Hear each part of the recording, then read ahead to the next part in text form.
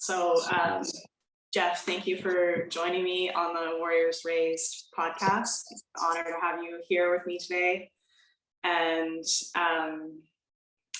to start with, I'd just love to jump in on any stories that you would like to share where you had the opportunity to really put yourself in an uncomfortable situation, really challenge yourself, and come out the other side. I know this is something that you've done quite a bit in your life, but if there's one story that you want to share that was particularly memorable for our listeners, that would be great.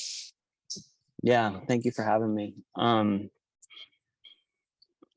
the stories seem to blend together, but there is a consistent experience or thread in the challenges I've been through, right?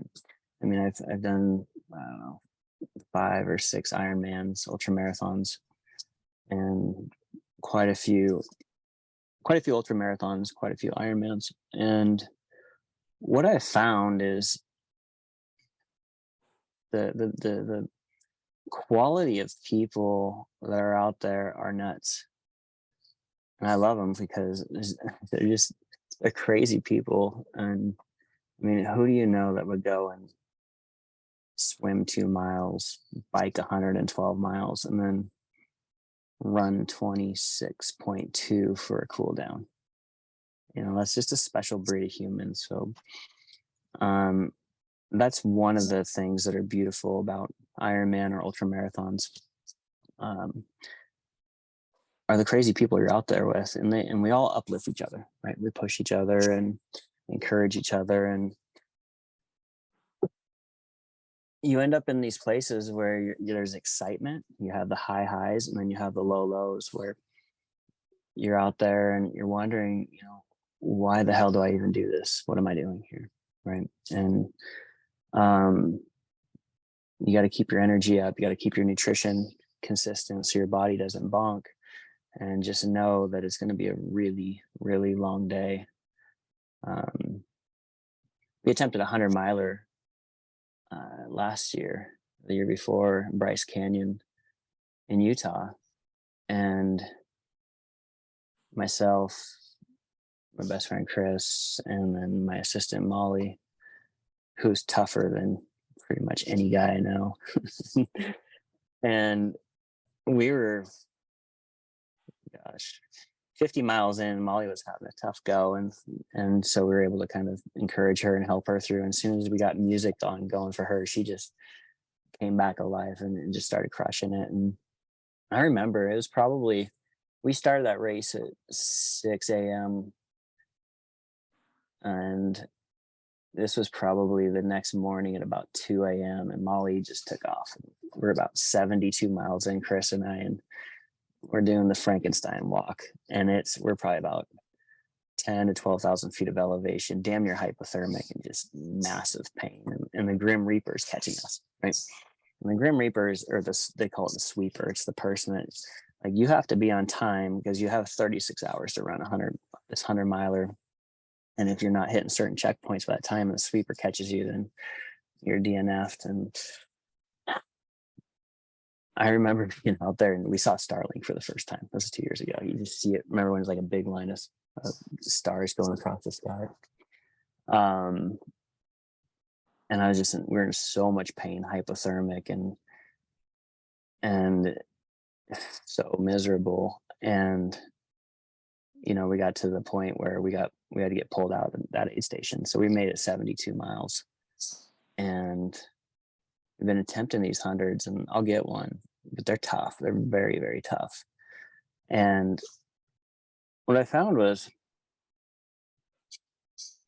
when I came home, you know, I was telling people what we did, and I'd say, yeah, you know, I attempted to run a 100-miler and I only made it 72 miles. Kind of like talking like it was a failure. And they're like, and they would say, you ran 72 miles. And my story was, yeah, but I didn't make it 100. Right. And I got to be able to reframe that and realize, well, I fell short and hit 72 miles, yet 72 miles is a big deal for running. And a 100 miler is such a big deal that it pulls you through what may be big to normal people, like a marathon. Like a marathon is a checkpoint for a 100 miler, and a 50 miler is a halfway point for a 100 miler. So where now, like, I can go run 50 miles races. I'm running one here next weekend without training. I wouldn't advise it, but I can, because my bandwidth has been stretched so much. And I think that can be pulled across multiple areas of life. Financially, maybe if we set our sights for 1 million and we fall short and make 700 grand, well, that's a good outcome. But what if you set your sights for 10 million and you fall short and hit 7 million? So I just think it comes to thinking, dreaming bigger, believing bigger, and seeing bigger. Doing these big events pulls you to get bigger results, because the other than conscious mind, some people call it subconscious, but there's nothing subconscious about the subconscious mind. It's the goal getter, right? And the conscious mind is the goal setter. But it goes to work and finds a way to help you succeed. So there's just beauty in that, I think, in the pain. Very few people voluntarily put themselves in that kind of pain where you feel like you can't go anymore. Your body's going to shut down, right? Mm-hmm. Where you have to pick a checkpoint and say, all right, I'm going to run to that tree and then I'll walk. And then you go to another checkpoint and you kind of chunk it. And you have to come up with strategies, and you get to play mental games where this too shall pass. It's just a day. Like tomorrow, you'll be in bed in some pain and it'll all be over with. And so there's just a lot of beauty and a lot of growth there, through the excitement and the voluntary misery as well. And that transitions to a lot of other areas of my life. My children are watching me push myself and quote unquote fail by not hitting the 100, but they see dad keep trying, and dad will get the 100 miler, right?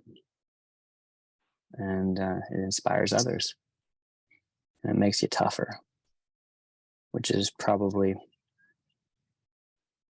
one of the main reasons I do it, is to be tougher. Mm-hmm. What do you think is there one thing that's going to bring you to that 100-mile mark? Like, is it more physical or mental stamina? Like, what will be the differential in there?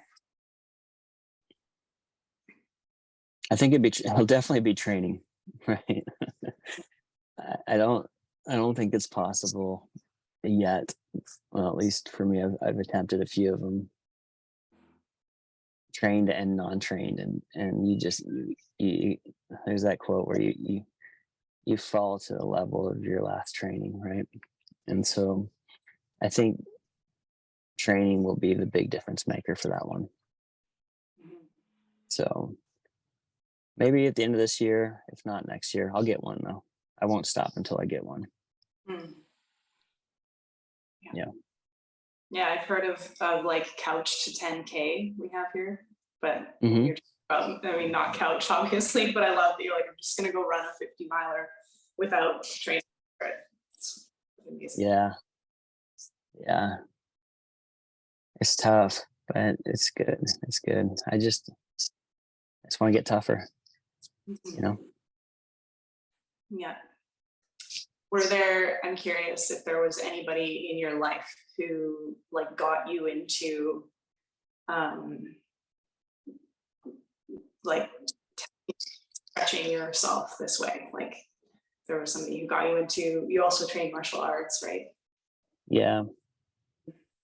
I've had some really good mentors, one of my first mentors, or I've had a lot of them actually. The one that stands out is like Lou Farland. He was his grandfather was the founder of Filipino martial arts, and I trained with him a lot. And he's a black belt in jiu-jitsu, and he had leukemia, and he was so tough. And I remember one day I was bitching to him because I had to go and run after training with him because I was training for an Ironman. He looked at me. He says, he's like Mr. Miyagi. He's like, I understand. The furthest I can run right now is about 11 miles because the chemo makes my ankles swell up and my veins are on fire. I don't think it was intentional, but I was like, noted. What am I complaining about? And I went and did my run, and that man, like he couldn't sleep at night because of the chemo, because of the shit that he was taking to cure himself of leukemia. He would walk around Walmart at night to stay awake, and this guy was the kindest man, and he got me back into church, and he had a major impact on my life. And he was always positive, and he had this saying in these shirts that said, "Live full, die empty." And he always was living full. He was full of life. Like there'd be music in the park, he'd be out there dancing, and he could play the guitar and the ukulele and the drums, and he was just the life of the party. He was a magnet. And yeah, he lived full, and he died empty. So he was very yeah, he made an impact. He left a footprint in my life for sure. Mm-hmm. Yeah, that's beautiful. Live full, die empty. Yeah. Is there when you're in those, you're talking about like looking at a tree or like making that next landmark or milestone? Is there anything like a belief in like a different consciousness or anything that helps you through? Like, do you find prayer helps, or is there something you repeat to yourself, a phrase, anything that helps you dig deeper in those moments?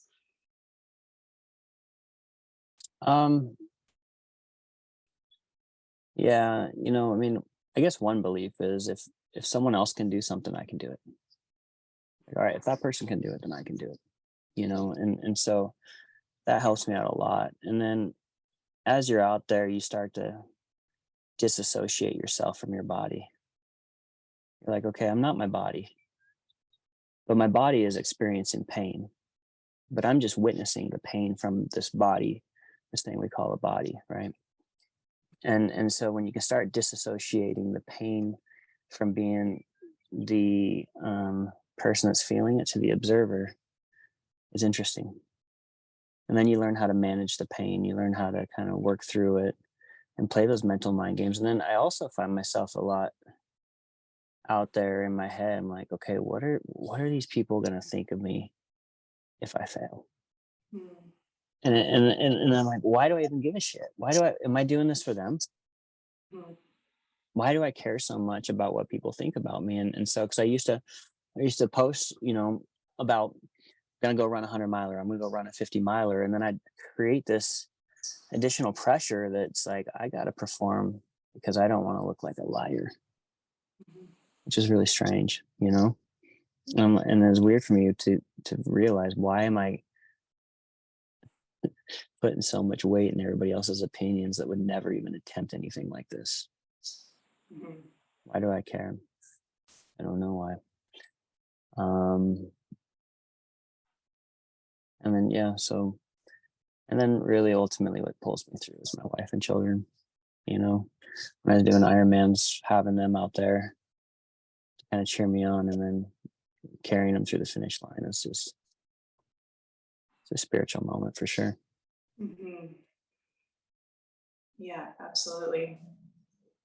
Yeah, I've been reading and reflecting on like how important it is for kids to have that experience of their dad hero, of like the story that like dad went and did this thing, dad went and did that thing, and just, there are many different mythologies around it, but just the impact that has on children's lives of, yeah, also, having someone to look up to, or see that you're continuously trying to accomplish these things that very few people, like I'm curious how many people in the world have run a 100 miler. Like, I'd be curious what those are, you know. Yeah. Yeah, I mean, I think that's how we create change in the world. A lot of people, influencers, if you will, you know, they talk about doing great things or being great or doing hard things, but they don't do it. And so they're out of integrity, right? And so in order to speak about it, you got to be about it, Mhm. right? How important do you think it is in your own life to have, you know, like other people doing these things who are part of your social circle? Would you just be happy doing them totally on your own, or do you like having, you know, other people that you go do these? Yeah, it's kind of weird because there's never consistency with humans. No matter how hard we try, we get off course and then we have to get drugged back in, you know. And so I was always the leader and the big thinker of like, oh, let's go on this adventure, let's go run this one, let's go do this race. And then I created this, attracted this group of people, of friends, and got them into it. And now they're reverse recruiting me into it. Mm. Right. And so my assistant Molly and my buddy Chris, they're still on the high of running these things. And so they sign up. I'm like, I don't want to do it. Jiu-jitsu is my thing right now. I'm just going to focus on that. And then last minute, I'm like, all right, I sign up. So it's very important. I think you create accountability partners and, you know, people perform to the standards and expectations of their peer group. Mhm. So if you have people that are a bunch of badasses, then around you, then it'll pull you up. Mhm. Right. So very, very important for sure. Mhm. I love that. I love that it was like your initiative. You went first, created this, and now when you're like, you know, wanting to kind of go in directions, they're like, no, no, no, come do this thing that you Yeah. want to keep doing. Yeah. You're like, dang, this sucks. And it's great, you know, because it keeps you in check. Because it's very easy for me to bounce back and get fat and happy. Right. Mhm. It's very easy to make excuses and be like, yeah, I'll put that off. Mhm. But if you got other people pushing you, then you can't really get sedentary. Mhm. Yeah, once a quarter, I intend to, I do something miserable. Mhm. And it's more like once a month, but I don't want to speak out of turn just in case I miss a month or two. I'm always pushing myself to levels that most people won't.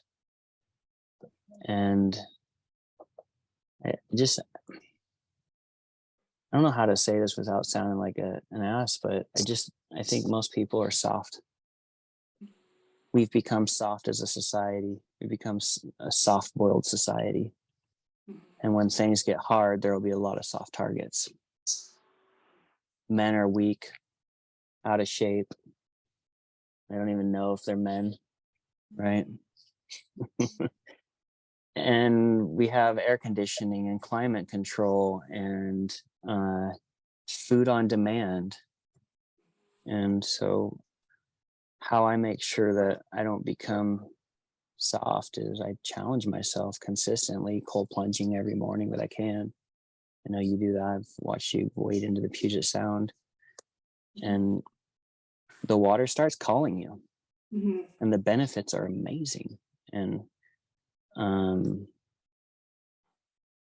fasting, you know, once a quarter, I just go 3 days and I fast because I won't get cancer because I rid myself of those disease cells and create new stem cells and new white blood cells. And I just do the things that are very, very uncomfortable because I want to live a healthy life and upgrade and be the best person I can be for my wife, children, and community. It's I'm the interesting. strongest. The strongest. Yeah. I think about like my great grandfather who, like fought in a war, like right up until he died. He was busy doing things. He was a tree faller. Like he did like firewood, I think, and rode his bike quite a long distance each day to get there. And he kept going. Like even when he was retired, he would like get on his bike and go do the shopping for his daughter, and then go do the shopping for his daughter-in-law, and like take a nap in between. This is when he was like 90. But in other generations, kind of what you're describing, even just fasting, or maybe not running 100 miles, but was kind of more normalized, right? Like that, there would be times of year where you had less food or less variety of food. Exposure to extremes. And yeah. The more you look back at it, our ancestors and grandparents had it figured out.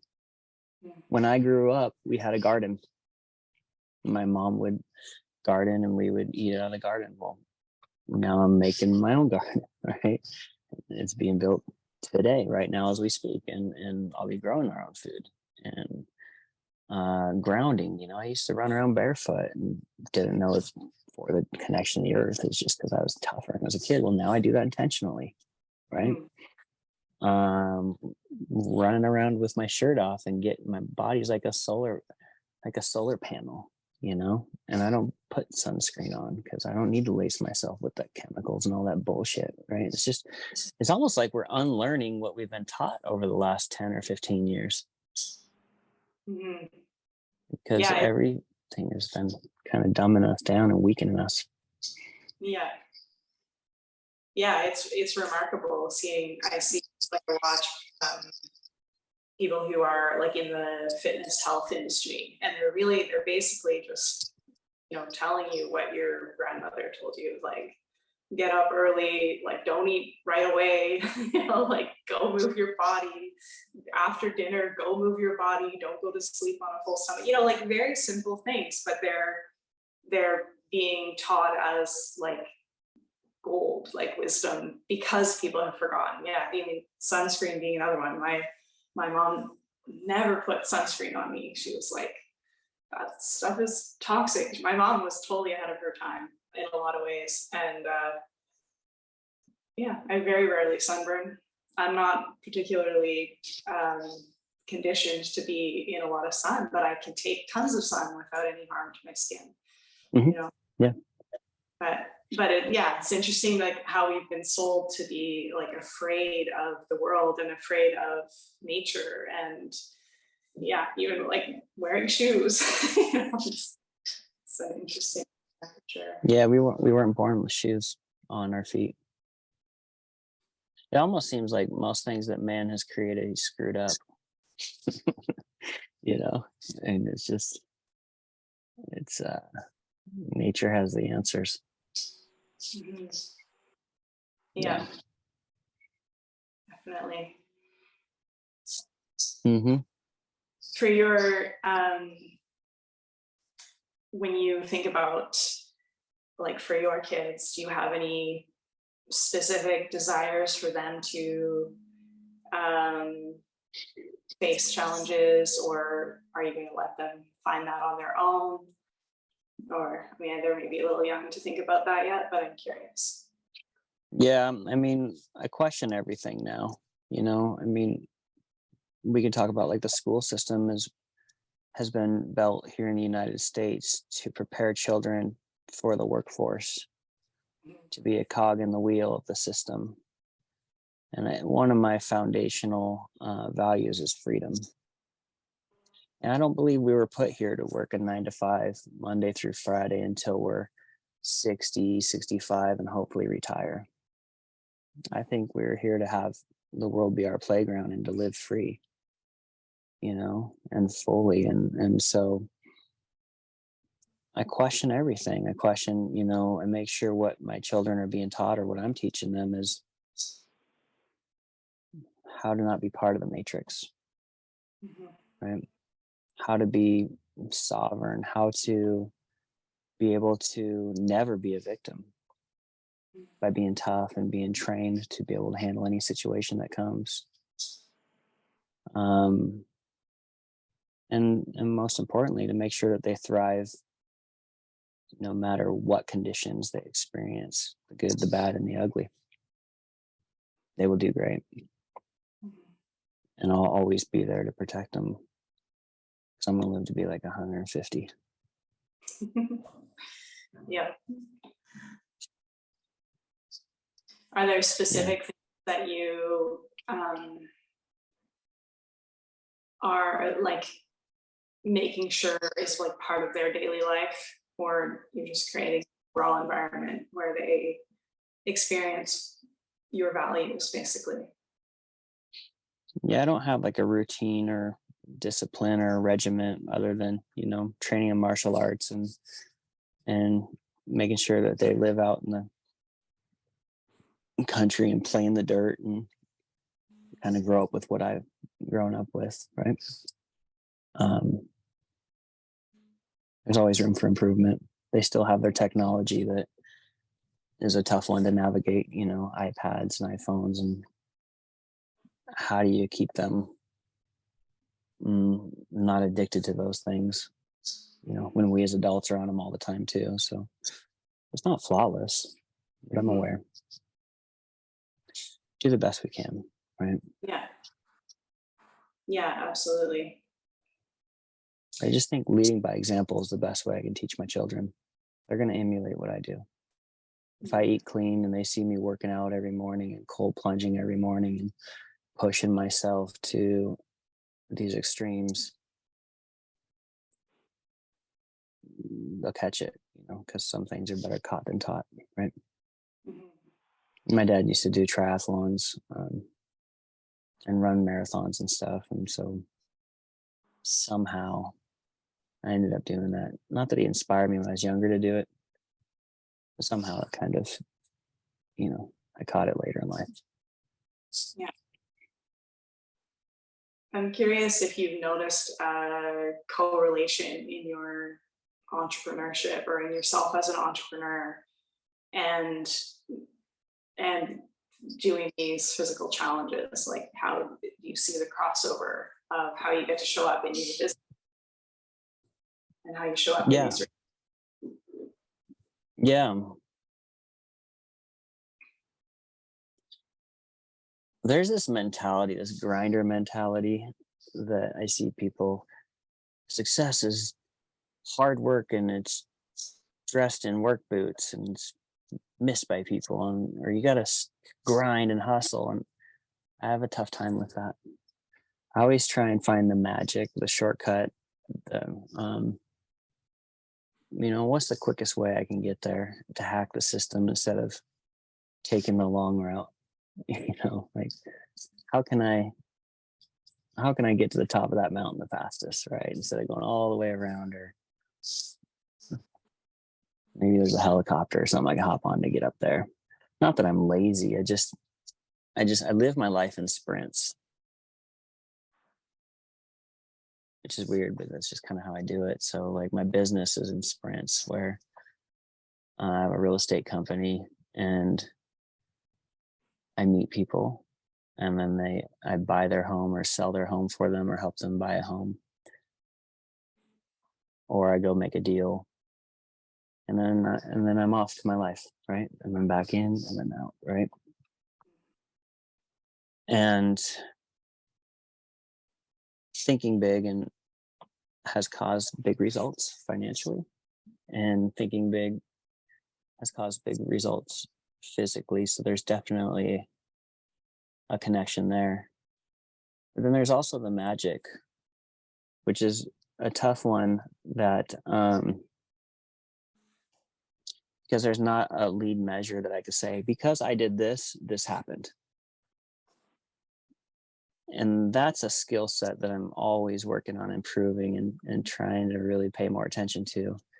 it's the magic that God creates, right? Where it's like, okay, all of a sudden I just got blessed with all this business and referrals from friends, you know? And I cannot tie it back to my lead measure of my marketing dollars doing this. I could tie it back to 20 years of being into real estate. But I mean, I'm just having a killer of a fantastic year while my buddies are getting their teeth kicked in real estate. Mm. And it's hard for me to stay humble and not go buy more shit or more properties, because if I can just dance with the magic, when I just dance with the magic, then more of it happens. And I love that part of life because we are creators. Because, you know, and maybe that's the magic is thoughts are things, right? And anything that we've had in life is a consequence of a thought. You think it, and then you take some action, or somehow you follow the breadcrumbs or the yellow brick road, and then it shows up. We're creators. We're like little mini gods in a costume party, right? And when you look at your children, right, you're like, okay, I want to have kids, and then bam, we have kids, and that becomes a new normal for us. But that's amazing. Mm-hmm. It's a miracle, right? Mm-hmm. So how that ties with fitness or business is all. I like the magic part of it, and I like to create more of that.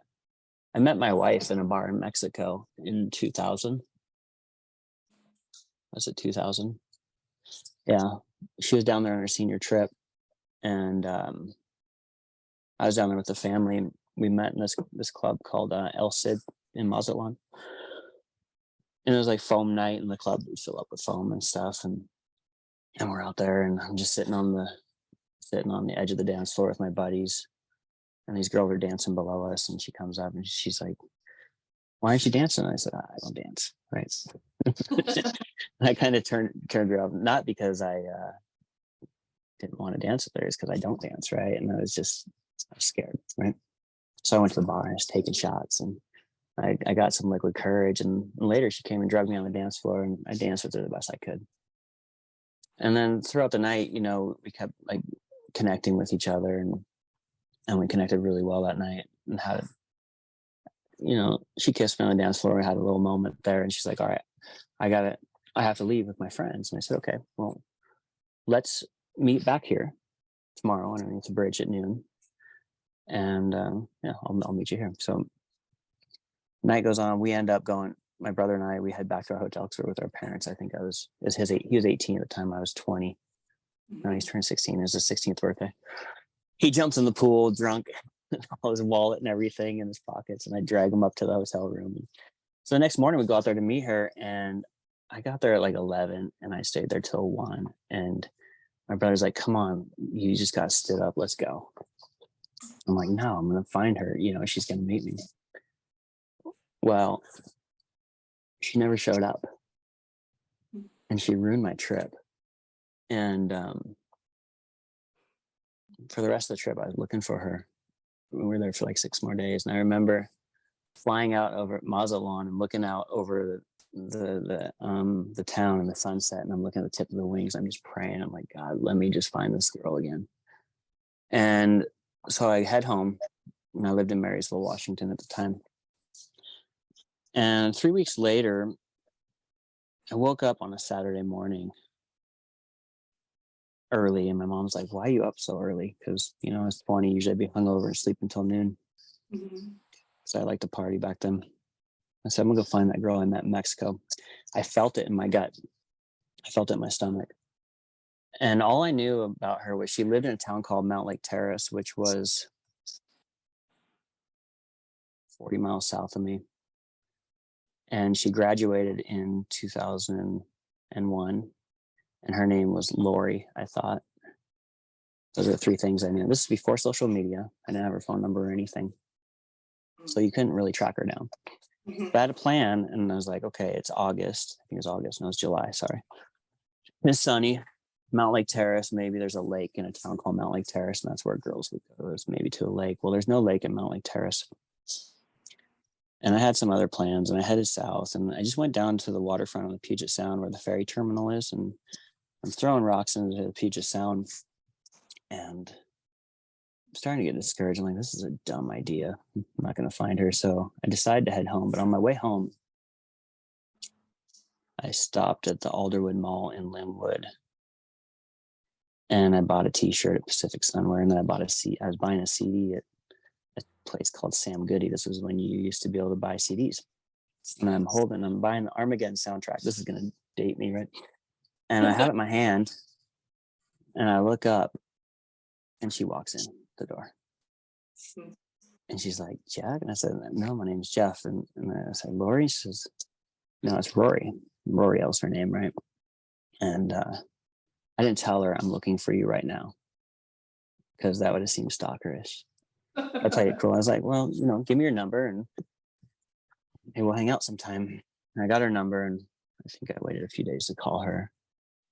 But I went home. I told my mom I found her. She's like, no way.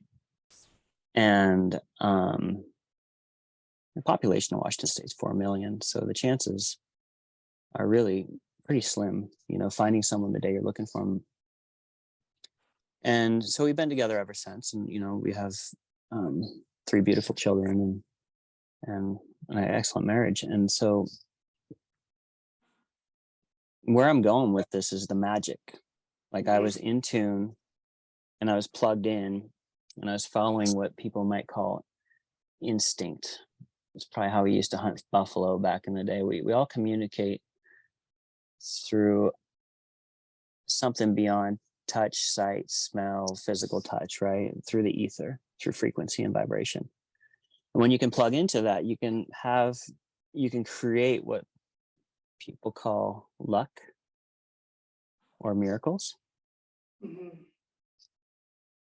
But you can also use that power to create anything you want when you believe and know that you are a creator, right? We've been put on this planet to create, and the world's our playground. So when our thoughts are things, and we can live into those thoughts and believe into those thoughts and feel the thoughts, we can remember our future, and we can create anything we want.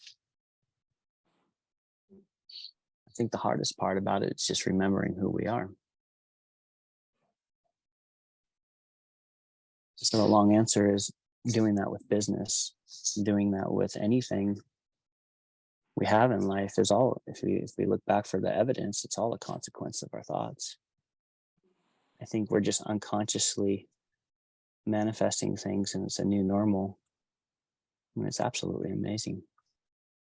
What could happen if we could flex that muscle? What's possible? If we can build that muscle to do that more often. Anything, Yeah, right? absolutely. It wasn't really a dream. It was more of a vision about a year and a half ago. The first time I got a concussion recently, had a concussion like 5 or 6 years ago too. But in this vision, I went to a different world that was like Earth, but like it was Earth, but it was different. And the colors were really different. The sky was purple, and I didn't have a word for it at the time, but like immediate manifestation power. So I would think, I want to fly right now, and I would start to fly. Or I like opened my hands and wanted to see butterflies come out of them. And that happened. And it was really neat to be there, only for a few moments, but to experience that. And, I often hear people talk about how this is why we don't have, because we're not masters of our own minds or our own thoughts, is why we have, like, think it, and then there it is, because we would also manifest things that we don't want. Or, I mean, we are anyways doing that with our thoughts. Absolutely. Yeah. That's a really, really beautiful story of your wife. I got chills when you were in the CD store telling that part. You must have been proud for your mom to witness that. And it's so great. And it just becomes like another story or something that's like a new normal, or you're like, and that happened. I think we just become we have this ability to be numb to how amazing this life is Mhm. and what it can be. It's a Mhm. playground. And so when you can dance with it, then you can say, all right, what is possible? Anything. Well, then you get to play, right? Jumping back to what you were saying initially when you to dive into this about, like you're having this really great year right now, and you're not necessarily certain what caused that cause and effect. I find in the entrepreneurial space, there's seemingly so much desire for people to crack the code, right? Like I watch people really study high level entrepreneurs or people who are doing what they want to be doing. And it's like they're trying to crack the code of, or like create a formula or understand how Hmm. they got those results. And so often I personally am more excited about looking at individuals, not only creative power, but who they really are, what they really want, what they're really here for. Where often when people are looking at how did someone else create this thing, they're missing that was their dream vision, like what was inside of them, which is going to be different from what is inside of you. And like part of me wants to be like, forget about trying to crack someone else's code and just be with your own code and what you're creating and your own magic. Anyways, it was like tangent, Yeah. but You're spot on. We're always looking for the formula or recipe. I'm guilty of it. I'm so guilty of it. It's just, it's so simple too, but we can make it more difficult. I remember one of my, probably one of the best mentors I ever had, Jesse Elder. You know him, and he's just, mhm, every time I coach with him, my life just gets better and better and easier and easier. And I remember one time I was telling him how I was gonna get an airplane. I was like, all right, here's what I'm gonna do. I'm gonna create a vision board. And then I'm gonna look at that thing and I'm gonna meditate and think about an airplane. I'm gonna carry that feeling forward. And then I'm gonna end up getting an airplane. And he's like, that's a great idea. Can I give you some feedback? I'm like, sure. He's like, well, why don't you on your way to the office just go drive by the airport and be around the airplane and maybe stop in there. And then what's gonna happen is you're gonna end up cleaning them or you're gonna end up owning one. I was like, oh yeah, that's a good idea. So I made it too complicated. I'm like, here's my strategy. And really I just needed to go in there and sign up for pilot lessons and start learning how to fly. mhm, So I think there's power in the proximity of what it is you want to create. There is this lot on the Puget Sound that I always wanted to have facing west. I looked out of the San Juan Islands up the Strait of Juan de Fuca on Whidbey Island. I remember I was recording a video out there about how I'm gonna own one out there someday. And when I go out there, I had a big boat at one time, and I'd always look at those beach lots. And I ended up just getting it last week, and I'm gonna build a great home for our family out there. And so it all comes. It's just in due time. I think there's patience as well, and but it's all on its way. And it just starts with a thought and a feeling and an action. mhm. That's beautiful. Congratulations. Yeah, Yeah, it's fun. it's I think of it sometimes like gardening or even how nature grows, right? Like you can Mm. have seeds that are dormant for like 100 years and then they're activated by wildfire or something like that. Or you can have seeds that you're planting yourself in the soil and there's that whole time where it looks like nothing's happening.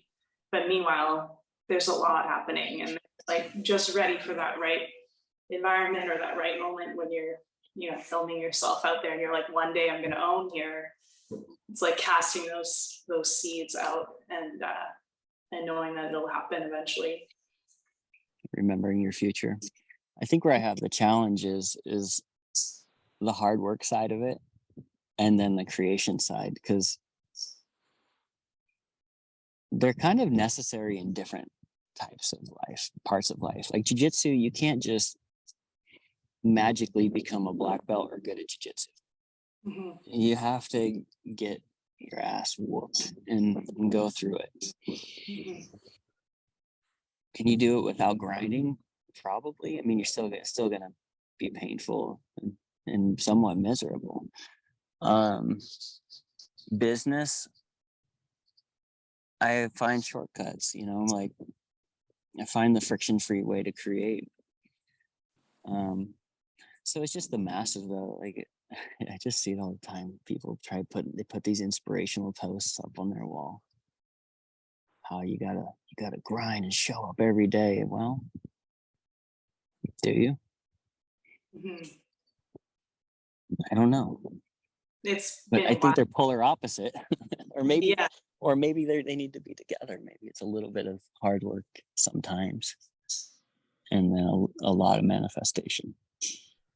Well, and showing up every day isn't going to be the same necessarily. There might be periods of time where you're showing up every day and you're grinding. Or with jujitsu, to circle back to that for a second, I have trained for 2 years. I've had a Mhm. concussion for a year and a half of that time, off and on. Competed twice during that time. Well, the first time was before I got a concussion, but I remember having this moment where I was like, oh, imagine how much better my training would be going if I didn't have a concussion. And I Mm. was just like, wait, hold on a second. Like maybe having this concussion is actually making you a much better fighter than you would be.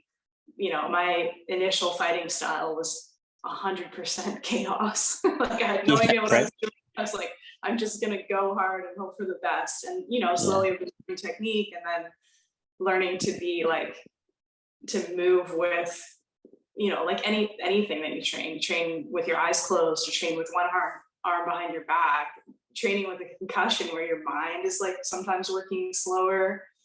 But I started to become something where I was like, maybe this is actually a superpower. Like, what if you used it like that? And yeah, I think as soon as we place a whole bunch of like rules and parameters, we're ignoring the actual like magic of how things happen in Mm. my experience. No, it's so good.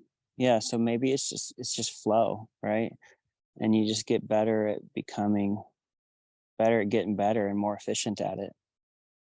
Because I think the people that think you have to grind every single day are the people that maybe haven't put in the hours where things do get easier. Eventually, you become unconsciously competent. And the human mind, especially in its infant stages of anything, has this great ability to complicate everything. And that's why government, not to get political, but is so messed up, because it's so they complicate everything, Mhm. right? Collective mind, it just they make things very challenging when it can be easy and you can have it all. Kind of live like a lion, right? You just sleep, eat, kill, sleep, eat, kill, right? But you don't need to just like suffer. You can't suffer your way to success. No, no. Yeah, So I that remember. magic is what I love. I love that. Mhm. Yeah, it There's reminds a me of the quote, Go ahead. beware the barrenness of a busy life. When you're talking about the simplicity, and like, oh, a lot of like politics or government or all of these things seem like smoke and mirrors to me. Like it looks like a puppet show. I don't personally watch news or follow.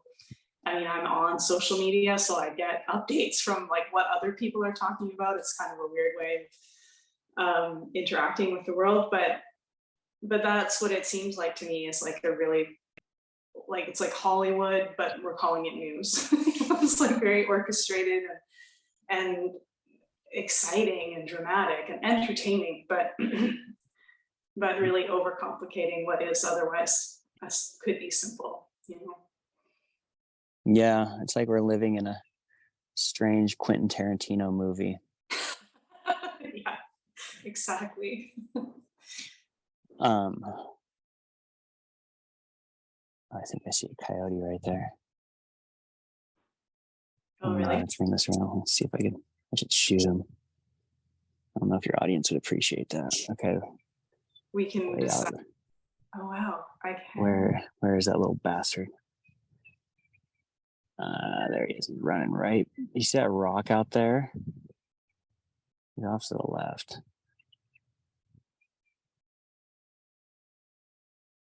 Anyway, sorry, I didn't mean to derail you. No, I'm totally looking. Okay. Well, okay. So you see the orange, you see the house. Right below the house, you'll see him right directly below it, right there. Oh, yeah. I think I can see it now. Yeah. That's a long shot for me to dust him from here, anyways. That's my coyote hunting rig. I digress. Okay. So, yeah, what we were talking about. Yeah, we're like living in a Quentin Tarantino film. So there's this podcast I've been just going hard on. It's just so good. It's called God Mode by William Lamb. And I think I'm on episode 27. My intention is to listen to every single one of their podcasts. You have to check it out. It's pretty good. It's called what? You kind of cut out just on the... It's called God Mode. God Mode. Cool. Mm-hmm. And it talks about reprogramming the subconscious mind and, in order to manifest and create whatever it is you want, right? And to where you can win or win bigger. And it's just fascinating. It has to deal with the metaphysics and the magic that we've kind of just started, that we've touched on, right? Mm-hmm. So that's been the most recent data input I've been punching into my mind, and big things have been happening. Because what happened to me is I got in a radical game of defense where I was like, okay, I'm going to pay off everything, live off the land, have zero debt, and just get very simple and just go that route. And I did that, but I stopped growing for a bit. Right. And so after, we got everything settled and taken care of, kind of transition back into growth mode and just thinking bigger, like on a massive scale, but not to the level where I get busy. It's just where I get big results, right? Because I like to wake up when I wake up and work when I want to work. And we've designed our life that way, and it works out pretty good. Mm-hmm. Mm-hmm. That's really interesting to hear that was your experience of, noticing that there were, I don't know if I can call them fears or not, but noticing that you were aware that you wanted to be prepared for something that might not happen, and then making different choices and noticing that you stopped expanding or growing in that mindset. It's something I really observe, especially with people who have both this awareness of wanting to be ready for everything, but also like understanding that we do create the future. So it's a very interesting dance, and yeah. Yeah, and I don't think it has to be either or. I think it can be both. Mm-hmm. It's like fighting. There's offense and defense. Mm-hmm. But I don't think you could win a fight with just one strategy. I think you have to have both, usually, if you're fighting a skilled opponent, right? Mm-hmm.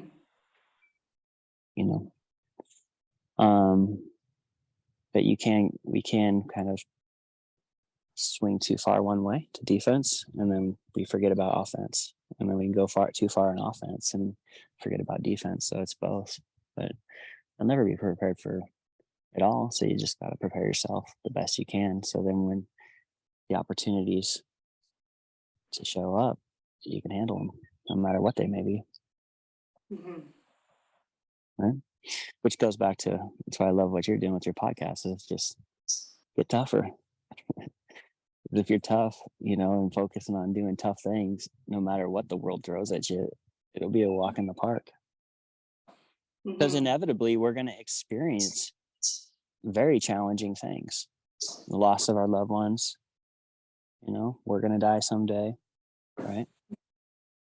And so if we can experience challenges now, then when that happens, maybe it won't be as unpleasant. Mhm. Well, and what I notice is that when people make a commitment to get stronger in any area of their life, the life they're living right now improves immediately. Like, I love training jujitsu. I've never been in a street fight. I Mm-hmm. probably never will be in a street fight. I've walked around foreign cities late at night by myself. I walk down the street imagining every person is my friend. It's quite an interesting Mm-hmm. practice. I'm not recommending people do that, but I love how choosing to train jujitsu has formed me. And, every day that I go and train, I like become a better person simply. Like, I become a more true version of myself, whatever that training is, whether it's jujitsu or something else. Like, everyone has their thing that they're called to. So if you're doing that, I was talking to some friends about this with that black belt goal in mind. I recognize for myself that getting a black belt in jujitsu is not something that I'm like super hyped about. I actually Mm. just love going to do jujitsu. Like, I love every class. I love being stuck under somebody who outweighs me by 70 pounds and like figuring out how I'm going to get out of this, or noticing Mm. that I'm not panicking and my breathing's calm, and like that's a win right there. So Mm-hmm. it's, yeah. Yeah. Yeah. And I feel sorry for the person that does try and engage you. It's not going to be pleasant for them. There's just there's a level of confidence you carry when you're trained in jiu-jitsu. Like, I've always trained in striking sports, and I did not realize how ineffective they were until I was thrown on my back Mm-hmm. and wrapped up like a pretzel and helpless. you know, and even I knew jiu-jitsu was great, and I was like, I could punch someone or kick them or punch them in the throat or something and keep them off. Well, maybe, but as soon as they get a hold of me, it's out, game over, or the old version of me, right? Mm-hmm. And so, yeah, it's a beautiful, beautiful, beautiful thing. I love it, and I'm getting beat up every Tuesday and Thursday, and I'm just coming out of that part where of training full force aggressively and hurting myself to being more calm and collected and more strategic and levered. Mm-hmm. Yeah, it's kind of a beautiful feeling. I noticed recently that when I train, I can roll with the spazzy new white belt. Like, we have a couple teenage boys who just started coming, like 17, 18-ish, and Mm-hmm. they are maybe my weight or heavier, and definitely stronger in ways. And I'm just like controlling the fight, and I'm like, this is amazing. Mm-hmm. I know that if they keep training, in 6 months from now it's going to be a completely different story, but right now I'm like, this is where that technique really works, and Mm-hmm. you just got to work the technique. But Yeah, it's yeah. so good. I love it.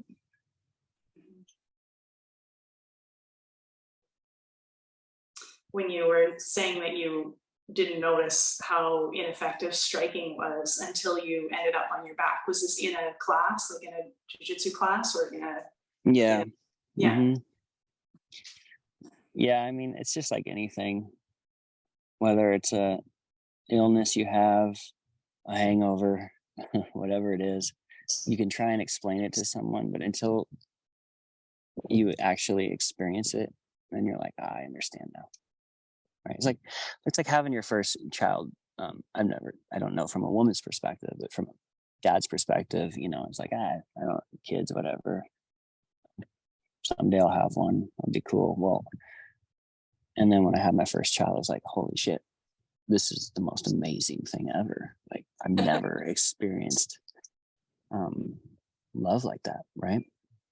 And then when I have friends that don't have children and they're about to have kids, I'm like, you don't even know. I can't even explain to you how great it is, you know? Mhm. And then when they have the kid, then they're like, I get it, you know? Or it'd be like trying to explain to someone what it's like to go do plant medicine, you know, for someone that hasn't done it. And then once they have, then you can just be like, you know, right? Yeah, there's certain experiences you just can't fully understand unless you've been through them. Yeah. And so it's just kind of like jiu-jitsu until you get balled up in a pretzel and beat up. And then you're like, okay, I get it now. Or I really get it now. Like, you know? Yeah, absolutely. One of my coaches is I have 3 different coaches on our team right now, and one of them is a black belt. She's like maybe 130. I don't know. I'm not good with weight or like guessing weight, but she's significantly smaller than me. And it's amazing how much she has taught us, because she's very rarely is she using force, or like, she's not going to get away with bench pressing somebody off her body like some of the other people I train with. And yeah, it's beautiful to see that. I can't remember what you said that made me think of this. Actually, I lost my train of thought, but it's beautiful to learn from different people and to see what they all bring to the table, and then apply it and watch your own game get better. Yeah. Oh, you got a little. Everything you're doing, you know. What's that? You cut out there. It got blurry, and I missed what you said. It didn't record. Oh, okay. Well, I was just saying, it all goes in line with what you're teaching. Yeah. You know, just got to get tougher. I think that's the answer. That's the topic of today's conversation. Totally. Get tougher. I imagine sometimes what it would be like to live in a culture, like an en masse group of people, where it was just normal to, train jujitsu or be super physically strong. Like, I often wonder what it would have been like to live in a warrior class.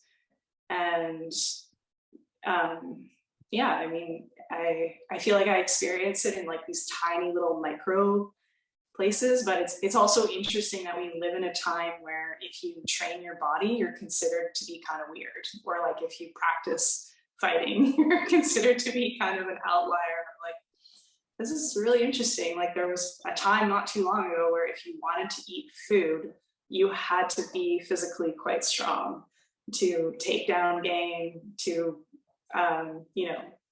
fish, all of the things. So yeah.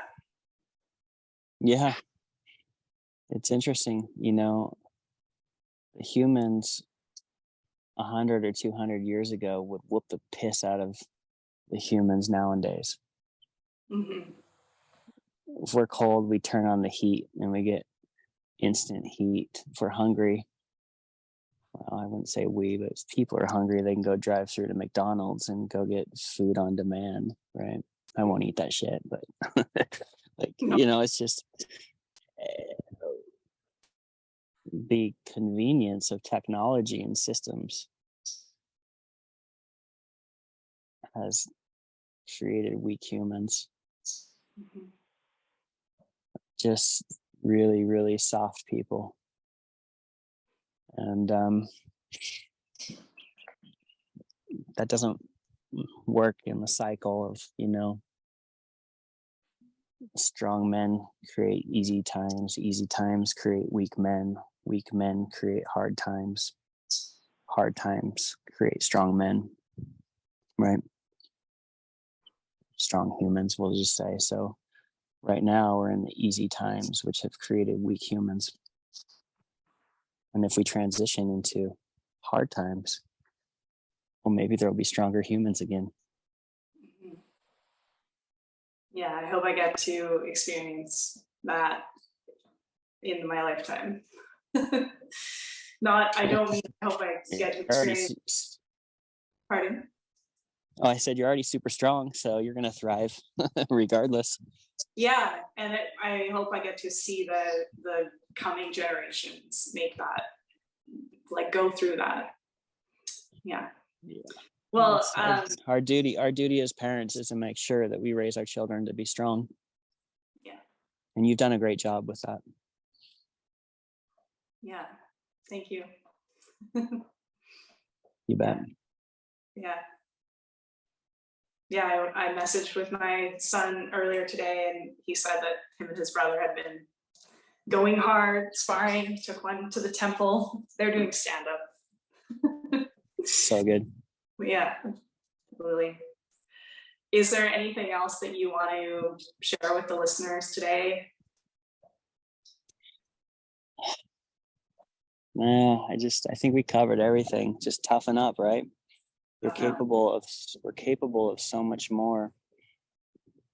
I just think, when we think bigger, it stretches us. And when we do bigger things, it upgrades every area of our lives. Right. And it doesn't have to be impossible. And it doesn't have to, you don't have to sacrifice other things to become stronger, and when you get better, then everything else and everyone else around you gets better. So better gets, the better it gets. Mm-hmm. Yeah, you don't strengthen the weak by weakening the strong either. Ain't that the truth? I want to. I'm very excited for your race next weekend, and I would love to hear about how that goes when you want to share later. For sure. Yeah, we'll have to do this again. Yeah, cool. Well, thank you so much for joining me, and have fun out there. Good luck with the coyotes. Yeah, you bet. Anytime. Thanks for having me on. Yeah, thank you so much, Jeff. All right, we'll be seeing you soon.